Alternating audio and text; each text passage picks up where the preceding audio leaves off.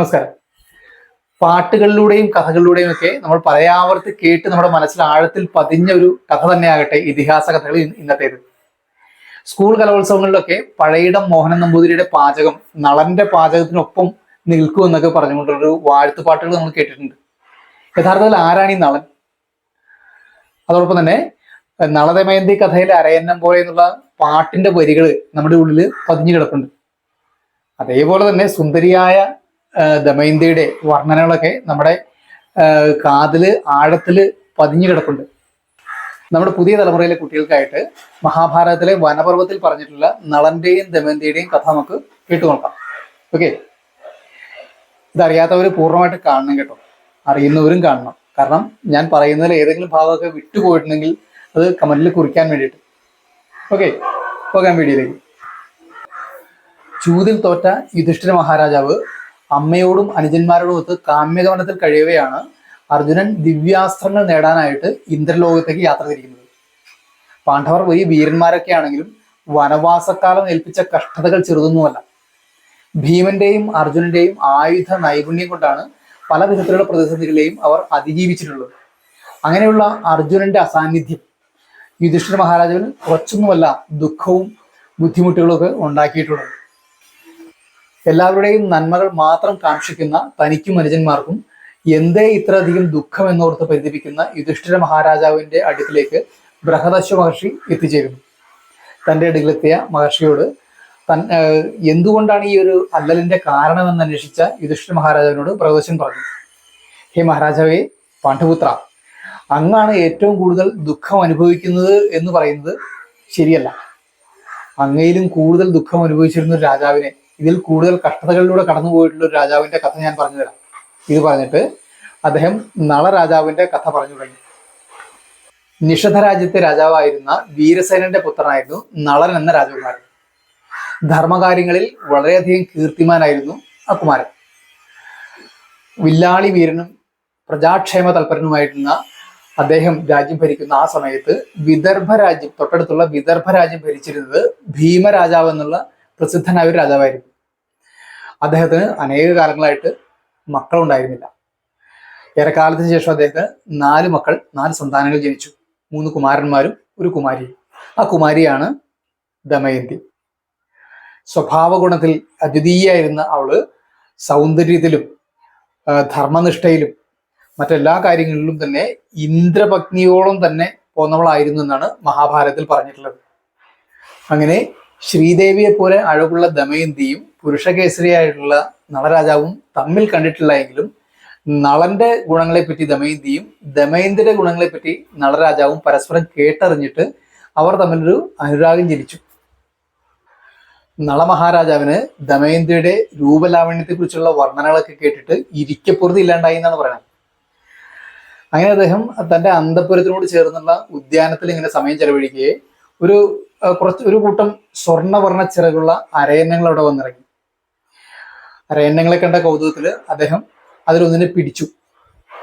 രാജാവ് പിടിച്ചപ്പോൾ ഭയപ്പാടോടെ മനുഷ്യ ശബ്ദത്തിൽ അരയന്നം പറഞ്ഞു, രാജാവേ, അങ്ങനെ കൊല്ലരുതേ.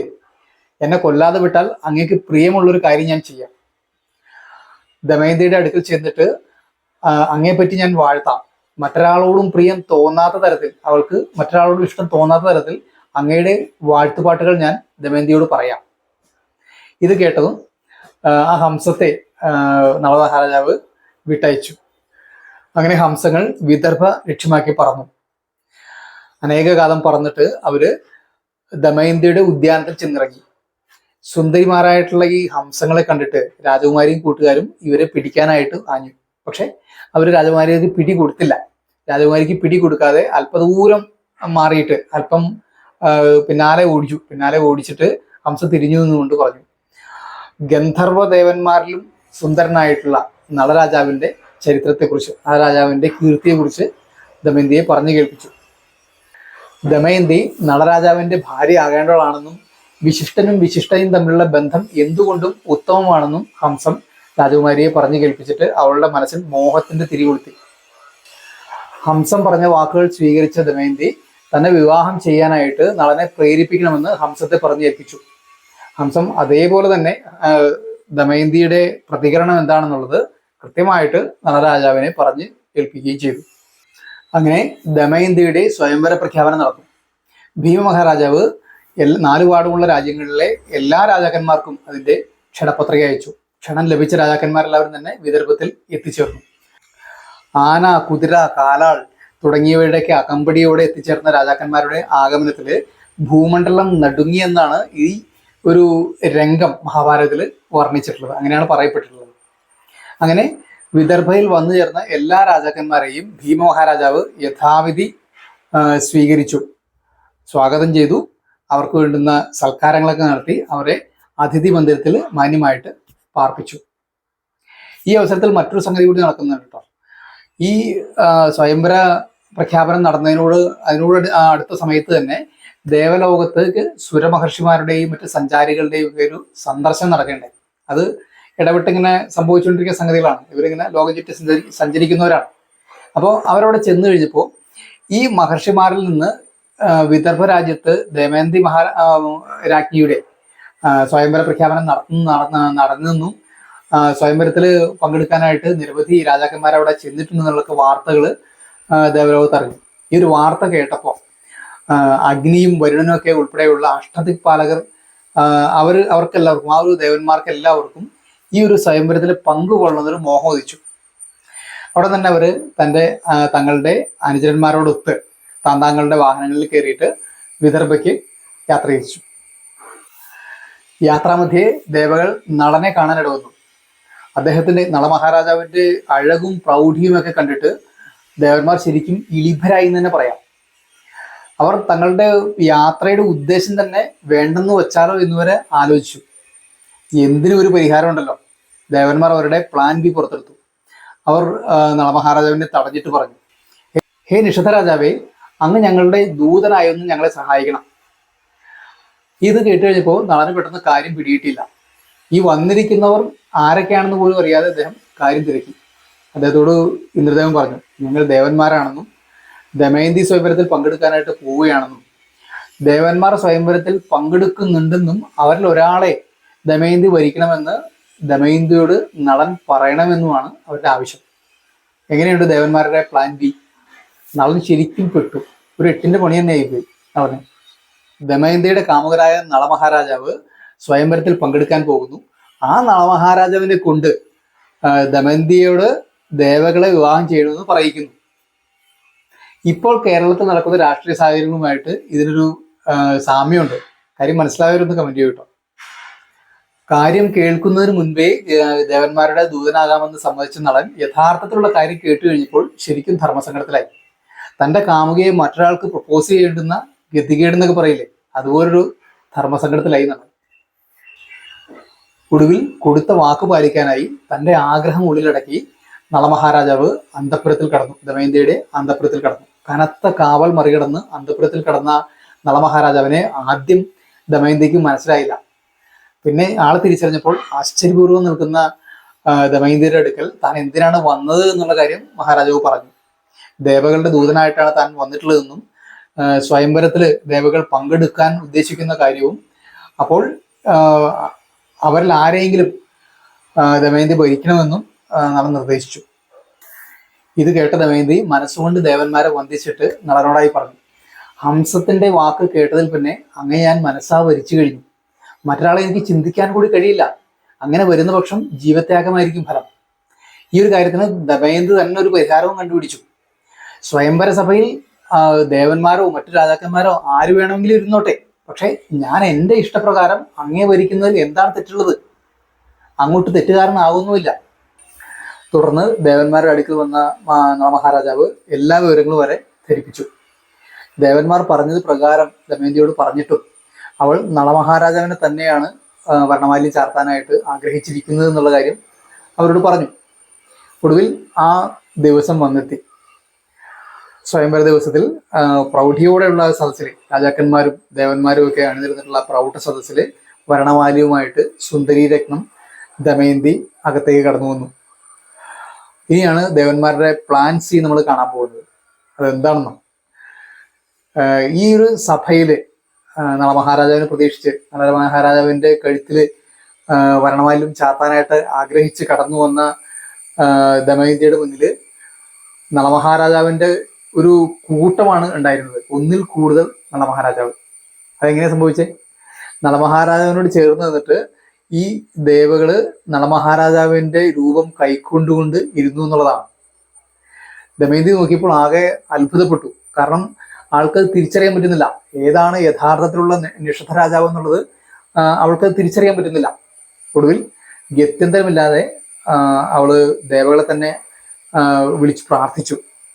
എങ്ങനെയും യഥാർത്ഥത്തിലുള്ള നളമഹാരാജാവിനെ എനിക്ക് കാണിച്ചു തരൂ ദേവകളെ എന്ന് അവൾ പ്രാർത്ഥിച്ചു.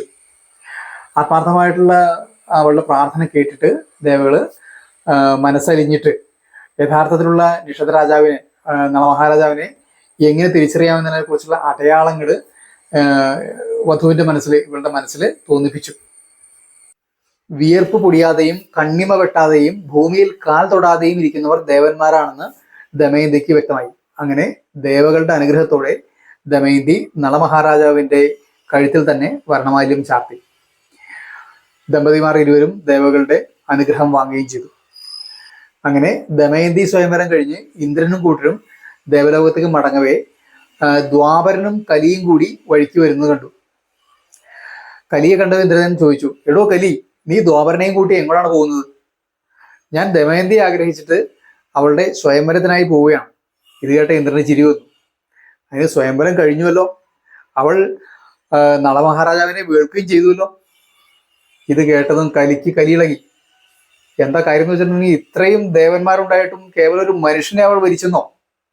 കലി എന്ത് ചെയ്തിട്ട് അടങ്ങാൻ കൂട്ടാക്കിയില്ല. തങ്ങളുടെ അനുഗ്രഹത്തോടു കൂടിയാണ് ആ ഒരു മംഗല്യം നടന്നതെന്ന് ഇന്ദ്രൻ പറഞ്ഞിട്ടും കലിക്ക് സമാധാനമായില്ല. അവൻ അവസരം പാത്തിരുന്നു. അങ്ങനെ യോജിച്ചൊരു അവസരം കിട്ടിയപ്പോൾ കലി നളമഹാരാജാവിൽ കയറിക്കൂടി. അങ്ങനെ കലി നളന്റെ സഹോദരനിൽ ദുഷ്പ്രേരണ ചെലുത്തി നളനെ ചൂത് കളിക്കാനായി ക്ഷണിച്ചു. അങ്ങനെ കലി ആവേശിച്ച നളൻ ചൂതിൽ ആസക്തനായിട്ട് തന്റെ സ്വർണസമ്പത്തും രാജ്യവും വരെ പണയപ്പെടുത്തി എല്ലാം നശിപ്പിച്ചു.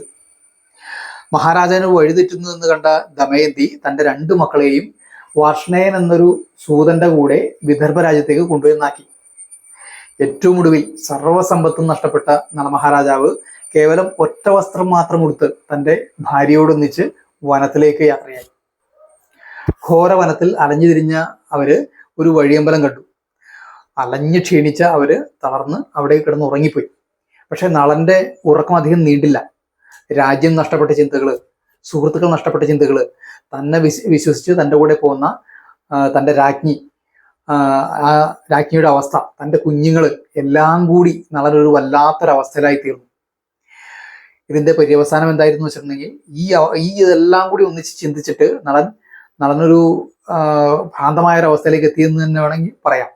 അങ്ങനെ കലി ആവേശിച്ചിട്ട് തൻ്റെ കൂടെ തന്നെ വിശ്വസിച്ചിറങ്ങി വന്ന ഭാര്യയെ ഉപേക്ഷിച്ച്, തൻ്റെ രാജ്ഞിയെ ഉപേക്ഷിച്ച് നളൻ ഒറ്റ വസ്ത്രം മാത്രം എടുത്ത് എങ്ങോട്ടോ ഓടിപ്പോയി. ഉറക്കമുണർന്ന ദമയന്തി നളനെ കാണാഞ്ഞിട്ട് ആകെ വിവശയായി. ഈ ഘോരവനത്തിൽ അങ്ങനെ ഉപേക്ഷിച്ചിട്ട് പോയോ? അങ്ങും തനിച്ചാണല്ലോ. വിശന്ന് തളർന്ന് ഏതെങ്കിലും മരത്തിന്റെ ചുവട്ടിൽ അങ്ങ് കിടന്നുറങ്ങുന്ന കാര്യം എനിക്ക് ആലോചിക്കാനേ കഴിയുന്നില്ല. ഇങ്ങനെ പേർത്തും പറഞ്ഞ് അവൾ മനസ്സ് നഷ്ടപ്പെട്ട് അങ്ങോട്ടും ഇങ്ങോട്ടും ഓടാൻ തുടങ്ങി. എന്റെ പതിയെ ഈ ഒരു കഠിനമായിട്ടുള്ള ദുഃഖത്തിലേക്ക് തള്ളിവിട്ടവൻ ആരായിരുന്നാലും അവൻ ഇതിലും കൂടുതൽ, ഇതിലും ഭീകരമായിട്ടുള്ള ദുഃഖത്തിൽ പതിക്കുമെന്ന് ഇടയ്ക്കിടെ ദമയന്തി ശപിക്കുന്നുമുണ്ട്. ഇങ്ങനെ ദീനയായി കരഞ്ഞുകൊണ്ട് ഓടിയിരുന്ന ദമയന്തി ഒരു കൂറ്റൻ പെരുമ്പാമ്പിന്റെ മുന്നിൽ ചെന്ന് വിട്ടു. തന്റെ മുന്നിൽ വന്ന് കിട്ടിയ ഇരയെ പെരുമ്പാമ്പ് ആർത്തിയോടെ വിഴുങ്ങാൻ തുടങ്ങി. പെരുമ്പാമ്പിന്റെ വായിലകപ്പെട്ട ദമയന്തിയുടെ ആർത്തനാദം കേട്ടിട്ട് അവിടെ എവിടെയോ ഉണ്ടായിരുന്നൊരു ഒരു വേടൻ ഓടി വന്ന് തൻ്റെ മൂർച്ചയുള്ള അസ്ത്രം കൊണ്ട് പാമ്പിനെ കുത്തിക്കീറി പാമ്പിന്റെ വായിൽ നിന്ന്, പാമ്പിന്റെ പിടിയിൽ നിന്ന് ദമയന്തിയെ രക്ഷിച്ചു. ആ വേടനോട് ദമയന്തി തൻ്റെ അവസ്ഥയും താൻ ആരാണെന്നും ഉള്ള കാര്യങ്ങളെല്ലാം വെളിപ്പെടുത്തി. ഇതെല്ലാം കേട്ടു എങ്കിലും, ഇതാരാണെന്ന് വേടൻ മനസ്സിലാക്കിയെങ്കിലും തൻ്റെ മുന്നിൽ ഒറ്റച്ചേലയെടുത്ത് നിൽക്കുന്ന ദമയന്തിയോട് വേടനൊരാഗ്രഹം. വേടന്റെ ദുഷ്ടലാക്ക് മനസ്സിലാക്കിയ ദമയന്തി തൻ്റെ പാതിവൃത്യത്തിന്റെ ശക്തിയാൽ വേടന്റെ ജീവനെടുത്തു. ദമയന്തി തൻ്റെ അന്വേഷണം തുടർന്നു. കാട്ടുവഴിയിൽ കണ്ട പുല്ലിനോടും പുഴുക്കളോടും മാനോടും മരത്തോടും എന്തിന് പർവ്വതത്തോടു വരെ തൻ്റെ നളനെ കണ്ടോ എന്ന് ദമയന്തി അന്വേഷിച്ചു. അങ്ങനെ അവൾ നടന്ന് ഒരു തപോവനത്തിൽ എത്തിച്ചേർന്നു. നിരവധി താപസ ശ്രേഷ്ഠന്മാരും അവർ അഗ്നിഹോത്രാദികൾ ചെയ്യുന്ന ഒരു മനോഹരമായിട്ടുള്ളൊരു ഇടം. ആ ഒരു ഇടം അവൾക്ക് ഒരുപാട് ശാന്തി സമ്മാനിച്ചു. അവർ ഇവൾ ആരെന്ന് തിരക്കി. താപസന്മാരോട് തൻ്റെ അവസ്ഥയും താൻ ആരാണെന്നൊക്കെയുള്ള വിവരങ്ങൾ അവരോട് അവൾ പറഞ്ഞു. അവരതിന് മറുപടിയായിട്ട് പറഞ്ഞു, തീർച്ചയായിട്ടും നളരാജാവിനെ നീ കണ്ടുമുട്ടും. സർവവും നഷ്ടപ്പെട്ട രാജാവ് തിരിച്ച് രാജാധികാരത്തിലേക്ക് വരുന്നതായിട്ട് ഞങ്ങൾ കാണുന്നുണ്ട്. തീർച്ചയായിട്ടും പ്രതീക്ഷയോടെ ഇരിക്കുക എന്ന് പറഞ്ഞ് ഈ ഒരു പ്രതീക്ഷ അവൾക്ക് കൊടുത്ത ആ ഒരു തപോവനവും ആ തപോവനത്തിലെ സന്യാസ ശ്രേഷ്ഠന്മാരും ഇങ്ങനെ അനുഗ്രഹിച്ചിട്ട് അവളുടെ കൺമുന്നിൽ നിന്നും മറഞ്ഞു. ഈ ഒരു കാഴ്ച മറഞ്ഞുകൂടി അവൾ ശരിക്കും ഭയപ്പെട്ടു. വീണ്ടും മുന്നോട്ട് പോകവേ ദമയന്തി ചേതിരാജ്യം ലക്ഷ്യമാക്കി സഞ്ചരിക്കുന്ന ഒരു വണിക്കുകളുടെ സംഘത്തെ കണ്ടു. ഒരു ഉന്മാദിനെ പോലെ മുഷിഞ്ഞ വസ്ത്രം ധരിച്ച് തങ്ങളുടെ അടുത്തേക്ക് വന്ന അവളോട് സംഘത്തിന്റെ തലവൻ കാര്യങ്ങൾ ചോദിച്ച് മനസ്സിലാക്കി. തുടർന്ന് അവളുടെ അഭ്യർത്ഥന മാനിച്ച് അവളെ അവരുടെ കൂടെ കൂട്ടി. ഒടുവിൽ നിരവധി ദുർഘടങ്ങളും ക്ലേശങ്ങളും ഒക്കെ സഹിച്ചിട്ട് അവർ ചേതി രാജാവിന്റെ കൊട്ടാരത്തിൽ ചെന്നെത്തി. ഈ വണിക്കുകളുടെ കൂട്ടത്തിൽ കുലീനയായിട്ടുള്ളൊരു സ്ത്രീ മുഷിഞ്ഞ വസ്ത്രം ധരിച്ച് നിൽക്കുന്നത് കണ്ട രാജമാതാവ് തൻ്റെ തോഴിയെ വിട്ടിട്ട് അവളെ വിളിപ്പിച്ച് ഈ കാര്യങ്ങൾ അവളോട് ആരാഞ്ഞു. എന്താണ് കാര്യം, എങ്ങനെ ഇവരുടെ കൂട്ടത്തിലെത്തി എന്നുള്ള കാര്യങ്ങളൊക്കെ ആരാഞ്ഞു. തൻ്റെ യഥാർത്ഥ സ്വത്വം യഥാർത്ഥ വ്യക്തിത്വം മറച്ചു വെച്ചിട്ട് നടന്ന സംഭവങ്ങളെല്ലാം തന്നെ ദമയന്തി രാജമാതാവിനോട് പറഞ്ഞു. ഒടുവിൽ ഇതെല്ലാം കേട്ടിട്ട് തൻ്റെ കാന്തൻ വരുന്നത് വരേക്കും അവൾക്ക് അഭയം കൊടുക്കാനായിട്ട് രാജമാതാവ് തയ്യാറായി. ഇതിനിടെ ദമയന്തി ഉപേക്ഷിച്ചിട്ട് പോയ നളൻ യാതൊരു ലക്ഷ്യവുമില്ലാതെ പോകുന്ന വഴിക്ക് ചെന്ന് പെട്ടത് കാട്ടുതീ പിടിവിട്ട് തീ കത്തിച്ചൊലിക്കുന്ന ഒരിടത്തേക്കാണ്. കത്തുന്ന തീക്കുള്ളിൽ നിന്ന് രക്ഷ തേടിയുള്ള നിലവിളി കേട്ടുകൊണ്ടാണ് നളനോട് ചെല്ലുന്നത്. ഈ നിലവിളി കേട്ടിട്ട് നളൻ തീക്കുള്ളിലേക്ക് ചാടി വീണു. നളൻ അവിടെ കണ്ട കാഴ്ച എന്താണെന്ന് വെച്ചിട്ടുണ്ടെങ്കിൽ ഒരു ഭീമാകാരണമായിട്ടുള്ള സർപ്പം അവിടെ തീക്കകത്ത് ചുറ്റിച്ചുരുണ്ട് അനങ്ങാൻ വയ്യാതെ കിടക്കുന്നൊരു കാഴ്ചയാണ്. ആ സർപ്പം നളനോട് പറഞ്ഞു, നളമഹാരാജാവേ, ഞാൻ നാഗരാജാവായ കാർക്കോടകനാണ്. നാരദന്റെ ശാപം നിമിത്തം എനിക്ക് ഇതുപോലൊരു അവസ്ഥ, അനങ്ങാൻ പോലും വയ്യാത്തൊരവസ്ഥ ഉണ്ടായതാണ്. നളന്റെ കയ്യാലാണ് എൻ്റെ രക്ഷ. ദയവായി എന്നെ അങ്ങ് രക്ഷിക്കൂ. നളൻ ഉടനടി ആളിക്കത്തുന്ന തീയിൽ നിന്നും സർപ്പത്തെ പുറത്തെത്തിച്ച് രക്ഷ നൽകി. നളന്റെ പ്രവൃത്തിയിലൂടെ ശാപമോക്ഷം കിട്ടിയ കാർക്കോടകൻ നളനെ അനുഗ്രഹിച്ചു. നഷ്ടപ്പെട്ടതെല്ലാം അങ്ങേക്ക് അധികം വൈകാതെ തിരികെ കിട്ടുമെന്നും അങ്ങയെ ഈ വിധമാകാൻ കാരണക്കാരനായവൻ എൻ്റെ കഠിന വിഷമേറ്റ് തപിച്ചുകൊണ്ടായിരിക്കും മിനിമേലിൽ അങ്ങയുടെ ഉള്ളിൽ ഉണ്ടാവുകയെന്നും അധികം വൈകാതെ അതിൽ നിന്നും അങ്ങേക്ക് മുക്തി നേരിട്ടുമെന്നും അനുഗ്രഹിച്ചുകൊണ്ട് കാർക്കോടൻ മറഞ്ഞു. കാർക്കോടന്റെ നിർദ്ദേശപ്രകാരം നളമഹാരാജാവ് ഋതുപർണ രാജാവിൻ്റെ മന്ദിരത്തിൽ ചെല്ലുകയും അവിടെ ബാഹുകൻ എന്നൊരു കള്ളപ്പേരിൽ അദ്ദേഹത്തിൻ്റെ സാരഥിയായിട്ട് ചുമതലയേൽക്കുകയും ചെയ്തു. അശ്വവിദ്യയിൽ മിടുക്കനായിരുന്ന അദ്ദേഹം അശ്വപരിപാലനത്തിനും സാരഥിയായിട്ടും കൂടി അവിടെ കള്ളപ്പേരിൽ കഴിഞ്ഞു. ഇതിനിടെ നളമഹാരാജാവ് തൻ്റെ ഭാര്യയെയും കൂട്ടി കാട് കയറിയ വൃത്താന്തം അറിഞ്ഞ് ദമയന്തിയുടെ അച്ഛനായിട്ടുള്ള ഭീമമഹാരാജാവ് ഇരുവരെയും കണ്ടെത്താനായിട്ട് വിവിധ രാജ്യങ്ങളിലേക്ക് ദൂതന്മാരെ അയച്ചു. ഇങ്ങനെ ദൂതന്മാരായി പോയ ബ്രാഹ്മണരിൽ ഒരുവൻ ചേതി മഹാരാജാവിൻ്റെ രാജധാനിയിൽ ദമയന്തിയെ പോലെ ഒരുവളെ കണ്ടെത്തി. അവളെ അടുത്ത് പിടിച്ച് സംസാരിച്ച് കാര്യങ്ങൾ ചോദിച്ചറിഞ്ഞ് അവൾ ദമയന്തി തന്നെ എന്ന് ഉറപ്പിച്ചു. ഇത് കണ്ടിട്ട് രാജമാതാവ് കാര്യങ്ങൾ തിരക്കിക്കൊണ്ട് വന്നു. ദമയന്തിയോട് ചോദിച്ച് കാര്യങ്ങൾ കൃത്യമായിട്ട് മനസ്സിലാക്കിയ രാജമാതാവ് ഇത്രയും നാളും തൻ്റെ കൂടെ ഉണ്ടായിരുന്നത് നളമഹാരാജാവിൻ്റെ ഭാര്യ ദമയന്തിയാണെന്ന് തിരിച്ചറിഞ്ഞിട്ട് അവളെ എല്ലാ വിധത്തിലുള്ള ആദരവും കൊടുത്ത് സൈന്യത്തിൻ്റെ അകമ്പടിയോടെ അവളുടെ സ്വന്തം ദേശമായ വിദർഭത്തിലേക്ക് കൊണ്ടുവന്നെത്തിച്ചു. അങ്ങനെ സ്വരാജ്യത്തെത്തിയ ദമയന്തി തൻ്റെ മാതാപിതാക്കളെയും സന്താനങ്ങളെയും സഹോദരങ്ങളെയും കണ്ട് സന്തോഷവതിയായി. ഇനി ഏതു വിധേയരെയും നളമഹാരാജാവിനെ കണ്ടെത്തുക എന്നതാണ് അടുത്ത ദൗത്യം. അതിനായിട്ട് എല്ലാ രാജ്യത്തേക്കും അടയാളച്ചൊല്ലോട് കൂടിയിട്ട് ബ്രാഹ്മണരെ ദൂതന്മാരായി അയച്ചു. ഈ അടയാളച്ചൊല്ലിന് കിട്ടുന്ന മറുപടികൾ എത്രയും പെട്ടെന്ന് വിദർഭ രാജ്യത്ത് തൻ്റെ അടുക്കൽ വന്ന് പറയാനായിട്ട് ദൂതന്മാരെയും പ്രത്യേകം ചട്ടം കെട്ടി. ഇങ്ങനെ പോയ ദൂതന്മാരിൽ ഒരാൾ ഋതുപർണ രാജാവിൻ്റെ സഭയിലും ചെന്ന് അടയാളവാക്യങ്ങൾ ചൊല്ലി കേൾപ്പിച്ചു. സഭയിൽ നിന്ന് അതിന് മറുപടി ഒന്നും കിട്ടില്ലെങ്കിലും ദൂതൻ പുറത്തിറങ്ങിയപ്പോൾ അവിടുത്തെ ബാഹുകൻ എന്നൊരു സൂതൻ ദൂതനോട് ഇതിൻ്റെ കാര്യങ്ങളെല്ലാം തിരക്കിയറിഞ്ഞു. ഈ വിവരം ഉടനടി ആ ദൂതൻ വിദർഭയിലെത്തി രാജകുമാരിയെ വിവരം അറിയിച്ചു. അപ്പോൾ ദമയന്തി ഏതാണ്ട് ഉറപ്പിച്ചു, അത് തീർച്ചയായിട്ടും അത് എൻ്റെ കാന്തൻ തന്നെ ആയിരിക്കുമെന്ന്. നളരാജാവിനെ തിരിച്ചറിയാനും വിദർഭ രാജ്യത്തേക്ക് കൊണ്ടുവരാനുമായിട്ട് മാതാവിനോട് ആലോചിച്ച് ദമയന്തി ഒരു പദ്ധതി തയ്യാറാക്കി. പിതാവിനോട് പറയരുതെന്ന് പ്രത്യേകം പറയുകയും ചെയ്തു. അതിങ്ങനെയായിരുന്നു: ഭീമരാജാവിൻ്റെ പുത്രിയായിട്ടുള്ള ദമയന്തിക്ക് പുനർസ്വയംവരം നിശ്ചയിച്ചിട്ടുണ്ട് എന്നും അതിലേക്ക് ക്ഷണിക്കാനായിട്ട്, ഋതുപർണ രാജാവിനെ ക്ഷണിക്കാനായിട്ട് ഒരു ദൂതനെ അയക്കാനും തീരുമാനിച്ചു. ഈ ദൂതൻ അവിടെ ചെന്ന് ഋതുപർണ രാജാവിൻ്റെ അടുത്ത് കാര്യം പറഞ്ഞു. നാളെയാണ് സ്വയംവരത്തിനായിട്ട് നിശ്ചയിക്കപ്പെട്ടിട്ടുള്ളതെന്നും അതിനെ അങ്ങേ പ്രത്യേകം ക്ഷണിക്കുന്നുവെന്നും തീർച്ചയായിട്ടും അങ്ങ് അതിൽ പങ്കെടുക്കണമെന്നും അറിയിച്ചുകൊണ്ട് ദൂതൻ മടങ്ങി. ഒരു ദിവസം കൊണ്ട് വിദർഭ രാജ്യത്തേക്ക് തേരോടിച്ച് കൊണ്ടുവന്ന് എത്തിക്കാനായിട്ട് ബാഹുകൻ എന്ന കള്ളപ്പേരിൽ അവിടെ കഴിയുന്ന നളനെ തന്നെ ഋതുപർണ രാജാവ് തെരഞ്ഞെടുത്തു. അശ്വകോപിതനായിട്ടുള്ള ബാഹുവൻ ഒരു ദിവസം കൊണ്ട് തന്നെ കൃത്യമായിട്ട് അദ്ദേഹത്തെ വിദർഭയിൽ കൊണ്ടുചെന്നെത്തിച്ചു. ദമയന്തിയുടെ സ്വയംവരം എന്ന് കേട്ടിട്ട് ബാഹുകന്റെ ഉള്ളുലഞ്ഞു. അതെങ്ങനെ സാധിക്കും? അവൾക്കതിന് കഴിയുമോ? എങ്കിലും എനിക്ക് സ്വയം വെളിപ്പെടാനും കഴിയില്ലല്ലോ. എന്നാൽ അതേസമയം ഋതുപർണ രാജാവാകട്ടെ വിദർഭയിൽ വന്നപ്പോൾ അവിടെ സ്വയംവരത്തിൻ്റെതായിട്ടുള്ള യാതൊരു ഒരുക്കങ്ങളും കാണാഞ്ഞ് ചെറുതായിട്ടൊന്നും സംശയിക്കാതെ ഇരുന്നില്ല. വന്നു കയറിയ അതിഥിയെ ഭീമരാജാവ് ഉപചാരങ്ങളെല്ലാം നൽകി ആദരിച്ചു. തന്റെ വരവിന്റെ ഉദ്ദേശമായിട്ട് ഋതുപർണൻ ഭീമരാജാവിനോട് പറഞ്ഞത് അങ്ങയെ കണ്ട് വന്ദിക്കാനായി വന്നതാണെന്നാണ്.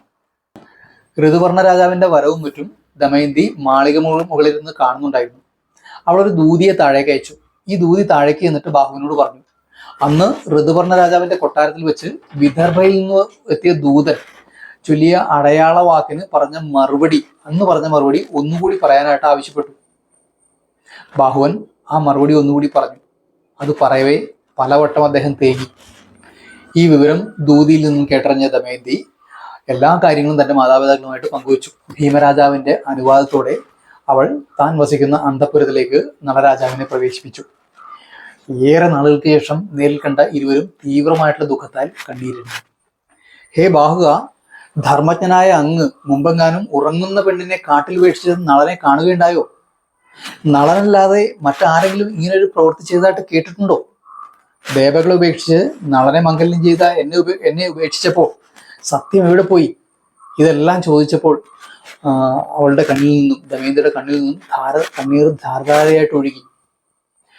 ഇതെല്ലാം മൗനമായിട്ട് കേട്ടുകൊണ്ടിരുന്ന നളൻ ഇതൊന്നും മനഃപൂർവ്വമായിരുന്നില്ല എന്നും തന്നെ ബാധിച്ച കലിയുടെ പ്രേരണയാൽ ചെയ്തു പോയ തെറ്റുകളായിരുന്നു എന്നും സ്വയം സമ്മതിച്ചു. ദമയന്തി പറഞ്ഞു, ഈ പുനർവിവാഹം നാടകമായിരുന്നു എന്നും നളനെ വിദർഭയിലെത്തിക്കാൻ മറ്റു മാർഗങ്ങളൊന്നും കണ്ടില്ല എന്നും പറഞ്ഞിട്ട് ക്ഷമ ചോദിച്ചുകൊണ്ട് വിദർഭ രാജകുമാരി നളന്റെ തെറ്റിദ്ധാരണ നീക്കി. ഇരുവരും കൂടി നടന്ന കാര്യങ്ങളെല്ലാം തന്നെ ഋതുപർണ രാജാവിനെയും പറഞ്ഞു ബോധ്യപ്പെടുത്തി. അദ്ദേഹവും സന്തുഷ്ടനായി. ഒപ്പം തൻ്റെ സാരഥിയായിട്ട് നളമഹാരാജാവിനെ നിയമിച്ചതിൽ അദ്ദേഹം സർവാത്മന അദ്ദേഹത്തോട് ക്ഷമ ചോദിക്കുകയും ചെയ്തു. ഋതുപർണ രാജാവിന്റെ അടുക്കൽ നിന്ന് പഠിച്ച അക്ഷവിദ്യയുടെ കാര്യത്തിൽ നളൻ തന്റെ രാജ്യത്ത് നിന്ന് പുഷ്കരനോട് ചൂതിന് ക്ഷണിച്ചു. ആ ചൂതിൽ ജയിച്ച അദ്ദേഹം തന്റെ നഷ്ടപ്പെട്ടു പോയിട്ടുള്ള സർവ്വസമ്പത്തും രാജ്യവും തിരികെ നേടി. കൂടാതെ പുഷ്കരന് ക്ഷമ നൽകി അദ്ദേഹത്തെ തന്റെ കൂടെ തുടരാനായിട്ട് അനുവാദം കൊടുക്കുകയും ചെയ്തു. അപ്പോൾ ഈ നളന്റെയും ദമയന്തിയുടെയും ഇന്നത്തെ കഥ നമുക്കിവിടെ അവസാനിപ്പിക്കാം. നിങ്ങളുടെ ആത്മാർത്ഥമായിട്ടുള്ള അഭിപ്രായങ്ങളും നിർദ്ദേശങ്ങളും ഒക്കെ കമന്റിൽ കുറിക്കാൻ മടിക്കണ്ട. ഒപ്പം നമ്മുടെ ചാനലും മഹാഭാരതവും ഒക്കെ കേൾക്കാൻ ഇഷ്ടപ്പെടുന്ന ആളുകൾ തീർച്ചയായിട്ടും സബ് ചെയ്തുകൊണ്ട് കൂടെ തുടരുക. വരുന്ന വീഡിയോകൾ നമുക്ക് കണ്ടുകൊണ്ടേയിരിക്കാം. മഹാഭാരത കഥകൾ കേട്ടുകൊണ്ടേയിരിക്കാം. നമസ്കാരം.